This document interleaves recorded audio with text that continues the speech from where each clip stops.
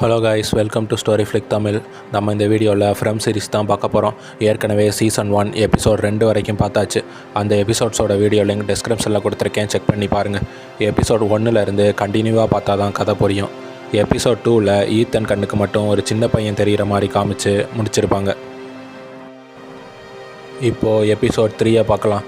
இந்த எபிசோடோட ஆரம்பத்தில் மான்ஸ்டர்ஸ் கிட்டே இருந்து தப்பிச்சு ஜிம் தாபித்தாலாம் காலனி ஹவுஸுக்குள்ளே சேஃபாக தூங்கிட்டு இருக்காங்க. தாபித்தா கனவில் அந்த மான்ஸ்டர்ஸ் வர அவள் கண்ணு முழிக்கிறா. ஜிம் ஒன்றும் ஆகலை, எல்லோரும் சேஃபாக தான் இருக்கோம்னு சொல்கிறான். ஜேடுன்னு ஒருத்தன் இருக்கான்ல, அவன் கத்த ஆரம்பிக்கிறான். என்னையை வெளியே விடுங்கடான்னு ஜேடு கத்த, டோனா அங்கே வந்து வாய மூடுடா, எல்லாம் தூங்கிட்டு இருக்காங்கன்னு சொல்லிவிட்டு அப்புறம்தான் டோனாவுக்கு ஞாபகம் வருது இவன் அந்த ஆக்சிடெண்ட் ஆன காரில் இருந்த இன்னொருத்தன்னு. இப்போ இவனுக்கு வேறு கதையை முதல்ல இருந்து சொல்லணுமான்னு அவங்கிட்ட இந்த வில்லேஜை பற்றின கதைகளை சொல்லிக்கிட்டு இருக்காங்க. மார்னிங் ஆகுது. செரிஃப் விண்டோவை ஓப்பன் பண்ணி ஒரு வீட்டையே பார்த்துட்டு இருக்க இந்த எபிசோடோட இன்ட்ரோ சாங்கை போடுறாங்க. லாரனும் அந்த குட்டி பொண்ணு மேகனும் இறந்து போனாங்கல்ல, அதனால லாரனோட ஹஸ்பண்டு ஃப்ராங்கை ஒரு ரூமில் போட்டு லாக் பண்ணி வச்சுருக்காங்க.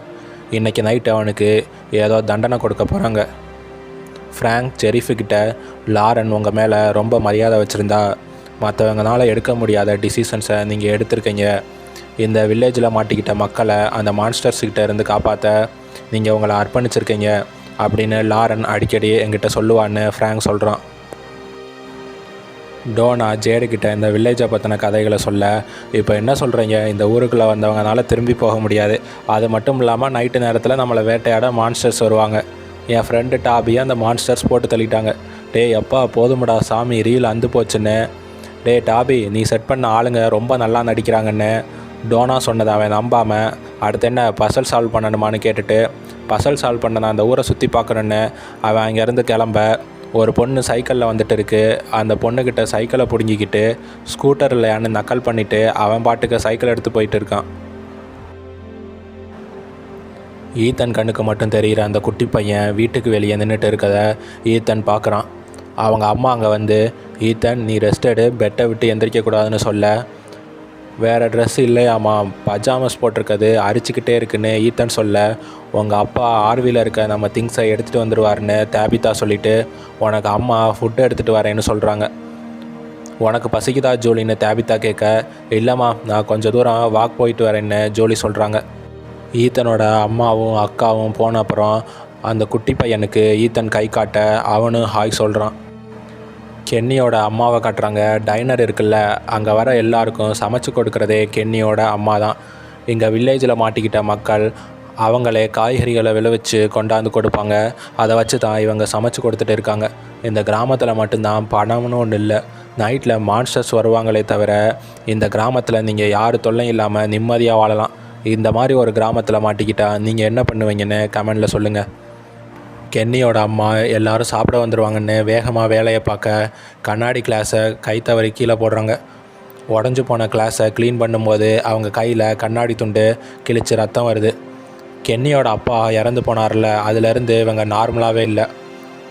அம்மா, அப்பா இறந்து போனதுக்கு நீங்கள் காரணம் இல்லை, அவர் விதி முடிஞ்சு போச்சுன்னு கென்னி சொல்லிகிட்டு இருக்க, ஜாரா அங்கே வந்து அந்த கிளாஸை க்ளீன் பண்ணுறாங்க.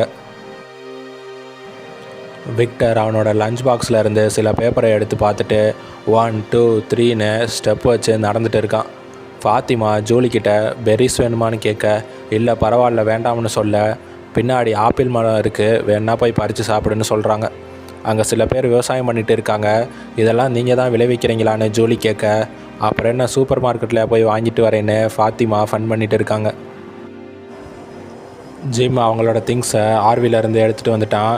என்னோடய புக்ஸ் இருக்கான்னு ஈத்தன் கேட்க, கிராமினாக்கள் உன்னோட ஃபேவரட் புக் இருக்குன்னு ஜிம் சொல்ல, கிராமினாக்கள் மாதிரி சவுண்டு கொடுங்கன்னு ஈத்தன் கேட்க, ஜிம் கிராமினாக்கள் மாதிரி சவுண்டு கொடுக்குறான். கிராமினாக்கள்னால் ஒரு பறவை மாதிரி கற்பனையாக அந்த கதையில் உருவாக்கி வச்சுருக்காங்க. டோனா வந்து ஜிம்முக்கிட்ட உங்களை ஃபாதர் கேத்ரி சூஸிங் செரமோனி பற்றி பேச கூப்பிட்றாங்கன்னு சொல்கிறாங்க. டவுனில் இருக்கணுமா இல்லை காலனி ஹவுஸில் இருக்க போகிறீங்களான்னு நீங்கள் சூஸ் பண்ணணுன்னு கேத்ரி சொல்ல, நானும் வரேன்னு ஜூலி சொல்ல, நீ ஈத்தனை பார்த்துட்டு இங்கே இரு, நானும் உங்கள் அம்மாவும் போயிட்டு வரோம்னு ஜிம் சொல்கிறாரு. ஜேடு பையன் சைக்கிளை ஓட்டிக்கிட்டே வர டைனர் இருக்க பிளேஸுக்கு வரான். என்ன சாப்பாடு இருக்குது, இங்கே என் பசலுக்கான குழு கிடைக்குமா, என்ன அரக்கர்கள் வர போகிறாங்கன்னு சொல்ல போகிறீங்களான்னு ஜேடு சிரிச்சுக்கிட்டே எனக்கு பசிக்குதுன்னு சாப்பிட போக, கென்னியோட அம்மா அவன் தலையிலே தட்டி போய் வரிசையில் நில்லுடான்னு அடித்து துரத்துறாங்க. என்னடா நடிக்க சொன்னால் அந்த கேரக்டராகவே வாழ்ந்துட்டு இருக்கீங்கன்னு அவன் ஃப்ரெண்டு டாபி தான் இந்த மாதிரி செட்டப் பண்ணி நாடகம் பண்ணிட்டு இருக்கான்னு ஜேட் நம்பிட்டு சுற்றிட்டு இருக்கான். ஜாராவோட அண்ணன் அங்கே வர ஜாரா வேகமாக ஓடி போய் நீ ஏன் இங்கே வந்தேன்னு கேட்க, ஜாரா உன்னை வீட்டில் தானே இருக்க சொன்னேன்னு நேத்தன் கேட்க, எனக்கு எதுவும் இல்லை, நான் நல்லா இருக்கேன், நான் வீட்டுக்கு வந்து உங்ககிட்ட பேசுகிறேன்னு ஜாரா சொல்கிறாங்க. கேத்ரி ஜிம் தாபிதா கிட்ட நீங்கள் சேஃபாக இருக்கன்னா அந்த டாலிஸ்மன் கல்லை வீட்டில் மாட்டி வச்சுக்கோங்க, விண்டோஸை கவர் பண்ணி வச்சுக்கிட்டா நீங்கள் சேஃபாக இருக்கலான்னு சொல்ல, இவங்கெல்லாம் எப்படி நார்மலாக சுற்றிட்டு இருக்காங்கன்னு தாபிதா கேட்க, அவங்கெல்லாம் இந்த சூழ்நிலைக்கு பழகிட்டாங்க, தப்பிச்சு போகிறதுக்கு வழியே இல்லைங்கிற போது பாவம் அவங்களால என்ன பண்ண முடியும்னு கேத்ரி சொல்கிறாரு. ஆமாம், அங்கே இருக்க பாக்ஸ் என்னென்னு தாபிதா கேட்க, இந்த வில்லேஜில் ஒருத்தரோட உயிர் போகிறதுக்கு மற்றவங்க காரணமாக இருந்தால் அவங்கள இந்த பாக்ஸில் போட்டு நைட்டு அடைச்சி வச்சுருவோம், இன்றைக்கி நைட்டு தான் தடவையாக ஒருத்தனுக்கு இந்த தண்டனையை கொடுக்க போகிறோம்னு கேத்ரி சொல்லிவிட்டு அவங்க தங்க போகிற வீட்டை காமிக்கிறாரு. யாரோ இங்கே வாழ்ந்துட்டு இருக்க மாதிரி இருக்குன்னு ஜிம் கேட்க, நீங்கள் வரதுக்கு முன்னாடி நாள் தான் இந்த வீட்டில் இருந்தவங்களை மான்ஸ்டர்ஸ் கொன்னுருச்சு, லாரன் மேகன் இறந்து போன ரூமை காமிக்கிறாரு. ஆனால் அந்த ரூம் ஃபுல்லாக ரத்தமாக இருக்குது. லாரன் அப்புறம் அவங்க பொண்ணு மேகன் தான் இறந்து போனவங்க, அதனால தான் லாரனோட ஹஸ்பண்டை அந்த பாக்ஸில் போட்டு அவனுக்கு தண்டனை கொடுக்க போகிறோம்னு கேத்ரி சொல்கிறாரு. தாபிதா அதை பார்த்துட்டு பயந்து வெளியே போகிறாங்க. இங்கே பாரு தாபிதா, நான் செரிஃப் எல்லாம் ஆர்வியில் இருக்கும்போது டாலிஸ்மன் கல்லை அவங்க மாட்டி வச்சாங்க, அந்த மான்ஸ்டர்ஸ்னால் உள்ளே வர முடியலை, நமக்கு வேறு வழி இல்லை, இதை ஏற்றுக்கிட்டு தான் ஆகணும்னு ஜிம் சொல்கிறாரு. ஃப்ராங்க் அவன் கடைசி ஆசையை நிறைவேற்ற செரிஃப் காட்டுக்குள்ளே கூட்டிகிட்டு வர்றாரு. அங்கே ஊஞ்சல் ஒன்று இருக்குது, அதுதான் மேகனுக்கு பிடிச்ச இடம்னு ஃப்ராங்க் அழ ஆரம்பிக்கிறாரு. என் பொண்டாட்டி பொண்ணை புதைச்ச இடத்துக்கு பக்கத்தில் என்னை எரிச்சிருங்கன்னு ஃப்ராங்க் சொல்கிறான். செரிஃபுக்கு என்ன பண்ணுறதுனே தெரியலை, ஏன்னா அந்த பாக்ஸில் இவனை போட்டால் எப்படியும் மான்ஸ்டர்ஸ் இவனை கொன்னுரும். எல்லிஸ் ஈத்தனுக்கு வாக்கிங் ஸ்டிக்கை ரெடி பண்ணி கொடுக்குறான். ஈத்தன் அந்த வாக்கிங் ஸ்டிக்கை பிடிச்சிக்கிட்டே பொறுமையாக நடக்க ஆரம்பிக்கிறான். ஜேடு கென்னிக்கிட்ட போய் பேசுகிறான். இது என்னடா அல்டிமேட் எஸ்கேப் ரூம் மாதிரி இருக்குது, இவ்வளோ பெரிய செட்டப்பை எப்படா உருவாக்குனீங்க, இங்கே ஏதாச்சும் க்ளூ கிடைக்குமா, இப்போ நான் அடுத்து எங்கே போகிறதுன்னு கென்னிக்கிட்ட அவன் கேட்டுக்கிட்டு இருக்கான். மான்ஸ்டர்ஸ்லாம் இருக்குதுன்னு சொல்கிறீங்க, நான் இங்கே உட்காந்து டைனரில் உட்காந்து முட்டை சாப்பிட்டுட்டு இருக்கேன், என்ன அந்த காட்டுக்குள்ளே வந்துட்டு கோழிகள்லாம் இருக்குதுன்னு சொல்ல போறியான்னு ஜேடு கேட்க, ஆமாம் கோழிகளும் இருக்குது மாடுகளும் இருக்குது, ஆனால் அதெல்லாம் எங்கேருந்து வருதுன்னு எங்களுக்கு சத்தியமாக தெரியாதுன்னு கென்னி சொல்கிறான். ஆட போங்கடா, நானே ஏதாச்சும் க்ளூ கிடைக்குதான்னு போய் பார்க்குறேன்ட்டு ஜேடு அங்கேருந்து கிளம்புறான். விக்டர் இன்னும் ஒரே இடத்துல ஸ்டெப் வச்சு நடந்துகிட்டு இருக்க, அங்கிள் என்னத்தை பார்த்துட்டு இருக்கீங்கன்னு ஈத்தன் கேட்க, நான் எதையும் பார்க்கல, செக் பண்ணிகிட்டு இருக்கேன்.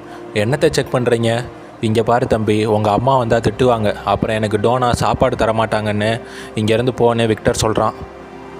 நான் உங்களுக்கு உதவி பண்ணட்டுமான்னு ஈத்தன் கேட்க, டேய் தம்பி கேள்வியாக கேட்டு தொல்லை பண்ணாதரா, இங்கேருந்து போடான்னு விக்டர் சொல்ல, இங்கே வெள்ளை டிஷர்ட் ட்ரௌசர் போட்ட பையனை பார்த்துருக்கீங்களா, அவனை நான் வீட்டுக்குள்ளே பார்த்ததே இல்லை, வெளியே தான் பார்த்துருக்கேன்னு ஈத்தன் சொல்ல, நீ அவனை பார்த்தியா? ஆமாம், நாங்கள் ஃப்ரெண்ட் ஆகிட்டோன்னு ஈத்தன் சொல்கிறான். இங்கே பாரு, இந்த மரங்கள் எல்லாம் நகர்ந்துக்கிட்டே இருக்குது, அதைத்தான் நான் செக் பண்ணுறேன்னு விக்டர் சொல்ல, ஜூலி அங்கே வந்து, ஈத்தன் அவங்கிட்ட என்னடா பேச்சு, உள்ளவான்னு கூப்பிட, அந்த பையன்கிட்ட விக்டர் ஹலோ சொன்னதா சொல்லுன்னு விக்டர் சொல்கிறான். டே உனக்கு அறிவே இல்லையாடா, அவனே ஒரு பைத்தியக்காரன், அவங்கிட்ட இனிமேல் நீ பேசக்கூடாதுன்னு ஜூலி சொல்கிறாங்க. ஜேடு சைக்கிளை எடுத்துகிட்டு சுற்ற அங்கே பங்கர் ஒன்று இருக்கதை பார்த்துட்டு, டாபி நீ இங்கே தான் ஒளிஞ்சிருக்கியா அப்படின்னு பங்கருக்குள்ளே அவன் போகிறான். ஒரு டோரை ஓப்பன் பண்ணி பார்க்க ஒருத்தன் மேலே பாறை விழுந்து அவன் இறந்து போய் கிடக்கிறான். திடீர்னு அவன் கத்த ஜேடு பயந்து போக அங்கே ஒரு சிம்பிள் மாதிரியும் இருக்குது. அந்த இறந்து போனவன் திடீர்னு காணாமல் போகிறான். பங்கரை விட்டு வெளியே வந்து, டே டாபி நீ ஜீனியஸா, கிராஃபிக்ஸ்லாம் பலமாக இருக்குன்னு சைக்கிளை எடுத்துகிட்டு சிரிச்சுக்கிட்டே தலைவன் அசால்ட்டாக போயிட்டு இருக்கான். செரீஃப் கேத்ரியை பார்க்க வந்திருக்காரு. என்ன இந்த பக்கம்லாம் நீங்கள் வரவே மாட்டீங்கன்னு கேத்ரி கேட்க, என்னால் ஃப்ராங்க் அந்த பாக்ஸுக்குள்ளே போட முடியாதுன்னு, ஏற்கனவே அவன் குடும்பத்தை இழந்து வழியில் அவன் இருக்கான், எனக்கு தெரியும், நான் தான் அந்த பாக்ஸை பில்ட் பண்ணேன், இந்த மாதிரி ரூல்ஸையும் போட்டேன், ஆனால் என்னால் முடியாதுன்னு செரீஃப் சொல்ல, ஃப்ராங்க் அன்னைக்கு குடிச்சிட்டு வீட்டுக்கு போகாமல் இருந்ததுனால தான் அவங்க இறந்து போனாங்க, அவனுக்கு தண்டனை கிடைக்கணும், இல்லாட்டி மற்றவங்களாம் தப்பு பண்ண ஆரம்பிச்சிருவாங்க, நான் அவங்களுக்கு சப்போர்ட் பண்ண முடியாதுன்னு கேத்ரி சொல்ல, ஃபாதர்னா கருணை காட்டுவாங்கன்னு கேள்விப்பட்டிருக்கேன், ஆனால் நீங்கள் ஏன் இப்படி இருக்கீங்கன்னு கத்திட்டு செரீஃப் அங்கேருந்து கிளம்புறாரு. செரீஃப் அந்த பாக்ஸை ஓப்பன் பண்ணி அதில் போய் உட்காந்து பார்த்துட்டு ஃப்ராங்கை போய் பார்க்குறாரு. அவங்ககிட்ட டாலிஸ்மேன் கல்லை கொடுத்து இங்கேருந்து அந்த காட்டுக்குள்ளே ஓடி போயிரு, அங்கே ஒரு குடிசை இருக்கும், உன்னால் முடிஞ்ச அளவுக்கு நீ உன்னை காப்பாற்றிக்க அப்படின்னு ஷெரீஃப் சொல்கிறாரு. மற்றவங்க கேட்டால் என்ன சொல்ல போகிறீங்கன்னு ஃப்ராங்க் கேட்க, அதை நான் பார்த்துக்கிறேன்னு ஷெரீஃப் கிளம்புறாரு. இப்போ டவுனில் இருக்கணுமா காலனி ஹவுஸில் இருக்கணுமான்னு ஜிம் ஃபேமிலி சூஸ் பண்ண போகிறாங்க. எல்லோரும் ஒரு இடத்துல கூடி நின்றுட்டு இருக்காங்க. நீங்கள் கல்லை எடுத்தால் டவுனில் இருக்கலாம், ஃப்ளவரை எடுத்தால் காலனி ஹவுஸில் இருக்கலாம்னு கேத்ரி சொல்லிட்டு இருக்க, நான் கொஞ்சம் பேசலாமான்னு ஷெரீஃப் அங்கே வந்து ஃப்ராங்கை மன்னிச்சு விட்டுலாங்கிற மாதிரி பேசிகிட்டு இருக்கும்போது ஃப்ராங்க் அந்த இடத்துக்கு வரான். அறிவு கட்டவனே, நீ ஏன்டா அங்கே வந்த, நான் உன்னை தப்பிச்சு போக தானே சொன்னேன்னு ஷெரீஃப் பார்த்துட்டு இருக்காரு. நான் அந்த வில்லேஜில் மாட்டிக்கிறதுக்கு முன்னாடி பொண்டாட்டிக்கு நல்ல புருஷனாக பிள்ளைக்கு நல்ல தகப்பனாக இருந்தேன். இந்த இடம் என்னை எப்படி மாற்றிருச்சு, டெய்லி குடிக்க ஆரம்பித்தேன். நான் இந்த உலகத்தில் 2 பேரை தான் ரொம்ப காதலித்தேன், அவங்களும் என்னை விட்டு போயிட்டாங்க. இனி நான் இருந்து என்ன பண்ண போகிறேன் அப்படின்னு டாலிஸ்மேன் கல்லை ஷெரீஃபுக்கிட்ட கொடுத்துட்டு என்னை பாக்ஸுக்குள்ளே போட்டுருங்கன்னு ஃப்ராங்க் சொல்கிறான். ஃப்ராங்க், போகாத ஃப்ராங்க், நாங்கள் உன்னைய அப்படி விட மாட்டோம்னு ஜேட் கலாச்சு சிரிச்சிட்டு இருக்கான். என்னம்மா நடிக்கிறீங்க, உங்கள் நாடகத்தை எப்படா நிறுத்த போகிறீங்கன்னு ஜேடு சொல்ல, ஷெரீஃப் அவன் சட்டையை பிடிச்சி ஏதாச்சும் ஒன்றை சூஸ் பண்ணுன்னு கேட்க, ஜேடு அந்த கல்லை எடுத்துகிட்டு டவுனை சூஸ் பண்ண ஷெரீஃப் ஜேடை தள்ளி விடுறாரு. நான் யாருன்னு தெரியுமா, என் மேலே கை வச்சிட்டிங்களான்னு ஜேடு கத்த, ஜேடு உங்ககிட்ட ஒன்று காமிக்கணுன்னு கென்னி ஜேடை அங்கேருந்து கூட்டிகிட்டு போகிறான். ஜிம் ஃபேமிலிக்கிட்ட ஷெரீஃப் சூஸ் பண்ண சொல்கிறாரு. ஜிம், டேபிதா, ஈத்தன் 3 பேரும் டவுனை சூஸ் பண்ண, ஜூலி மட்டும் காலனி ஹவுஸை சூஸ் பண்ணுறாங்க. ஜூலி, நீ ஏன்டி இப்படி பண்ணுற, உன் ஃபேமிலி கூட வந்துடுன்னு டேபிதா சொல்ல, அவள் சூஸ் பண்ணிட்டான்னு டோனா சொல்ல, அவளுக்கு வயசு பத்தாதுன்னு டேபிதா சொல்கிறாங்க. சரி ஜூலி, மறுபடியும் உங்ககிட்ட கேட்குறேன், டவுனா இல்லை காலனி ஹவுஸான்னு ஷெரீஃப் கேட்க, ஜூலி காலனி ஹவுஸ்னு சொல்கிறாங்க. நானும் என் பொண்ணு கூட போகிறேன்னு டேபிதா சொல்ல, ஜிம் அவளை தடுக்கிறான். இங்கே பாருங்கள், ஒன்றும் ப்ராப்ளம் இல்லை, என் பையன் எல்லிஸ் அங்கே இருக்கான், ஜூலி பாதுகாப்பாக இருப்பான்னு ஷெரீஃப் சொல்கிறாரு. சூரியன் மறைய போது எல்லோரும் வீட்டுக்கு போங்கன்னு கேத்ரி சொல்ல எல்லோரும் கிளம்புறாங்க. கென்னி டாபியை புதைக்க குழியில் அவன் பாடியை வச்சுருக்காங்க. அதை ஜேடுக்கிட்ட காமிக்க, அதை பார்த்துட்டு ஜேடு கதறி அழுகிறான். நண்பா டாபி, என்னை விட்டு போயிட்டியா, இதுக்கு மேலேயும் எதுவும் ஃபன்னி கிடையாது, நல்லா கேளுங்க மக்களே, இதுக்கு மேலேயும் எதுவும் ஃபன்னி கிடையாதுன்னு ஜேடு அழுதுட்டு இருக்கான். ஃப்ராங்கை அந்த பாக்ஸுக்குள்ளே அடைக்க ஷெரீஃப், கேத்ரி கூட்டிகிட்டு வராங்க. மக்கள் எல்லாம் சுற்றி நின்று வேடிக்கை பார்த்துக்கிட்டு இருக்காங்க. இந்த மக்களை சேஃபாக பார்த்துக்குங்க ஷெரீஃப்னு ஃப்ராங்க் சொல்ல, அவனை பாக்ஸில் போட்டு லாக் பண்ணுறாங்க. ஜிம், டேபிதா, ஈத்தன் அவங்க வீட்டுக்கு வராங்க. கென்னியோட அம்மா அவங்க ஹஸ்பண்டை நினச்சி அழுதுட்டு இருக்க, கென்னி ஜேடை கூட்டிகிட்டு அவங்க வீட்டுக்கு வரான். அம்மா, இனிமேல் ஜேடு நம்ம கூட தான் இருக்க போகிறான்னு சொல்கிறான். ஜூலி எப்பம்மா வீட்டுக்கு வருவான்னு ஈத்தன் கேட்க, அவள் பக்கத்தில் தான் இருக்கா, நீ காலையில் அவகிட்ட பேசலாம்னு டேபிதா சொல்ல, ஜிம் ஈத்தனுக்கு கதை சொல்லி தூங்க வைக்கிறாரு. நம்ம வீட்டுக்கு புதுசாக வந்திருக்க ஜூலியை நம்ம எல்லாரும் வரவேற்போம்னு டோனா சொல்கிறாங்க. ஷெரீஃப் ஃப்ராங்கை பற்றி கவலைப்பட்டுட்டு இருக்க, ஃப்ராங்க் அந்த பாக்ஸுக்குள்ளே பயத்தில் நின்றுட்டு இருக்கான். அந்த பேய்கள் அவனை நோக்கி வருதுங்க. அவ்வளோதான், நம்ம கதை முடிஞ்சிச்சுன்னு ஃப்ராங்க் நினைக்க, ஷெரீஃப் விண்டோவை ஓப்பன் பண்ணி வெளியே என்ன நடக்குதுன்னு பார்க்குறாரு. ஃப்ராங்க் பயத்தில் கதறி அழுகிறான். அப்படியே மான்ஸ்டர்ஸ் அந்த பாக்ஸை உடச்சிக்கிட்டு ஃப்ராங்கை இழுத்துட்டு போக இந்த எபிசோடை முடிக்கிறாங்க. அடுத்த எபிசோடில் நான் உங்களை சந்திக்கிறேன். சேனலை சப்ஸ்கிரைப் பண்ணிவிடுங்க. தேங்க்யூ.